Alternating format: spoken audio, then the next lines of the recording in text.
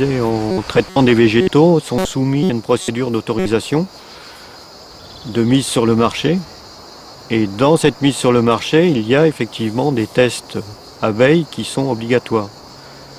Par contre, ces tests abeilles ont été définis il y a maintenant à peu près une cinquantaine d'années et ne sont plus du tout adaptés aux insecticides modernes utilisés actuellement. Le défaut des tests est qu'on n'est pas capable à l'heure actuelle de pouvoir envisager et même d'étudier dans un dossier d'homologation tous les effets possibles que peuvent entraîner les molécules mises sur le marché. Je ne mettrai pas ma main au feu pour dire que j'ai jamais autorisé un produit qui ne présentait pas de risque pour les abeilles. Donc on a eu quand même certains cas où vraiment en âme et conscience j'ai dit il n'y a pas de risque pour les abeilles, et après coup il s'est quand même révélé qu'il y avait un risque potentiel. Et dans ce cas-là, ces produits ont été retirés du marché.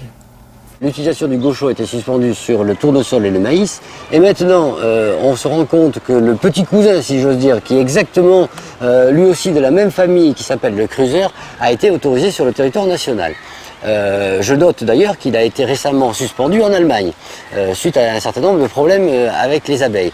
Donc on assiste finalement au remplacement d'une matière active par une autre matière active qui lui ressemble, et peut-être qu'il serait bon de prendre une décision générale sur une classe d'insecticides. Ça ferait gagner beaucoup de temps.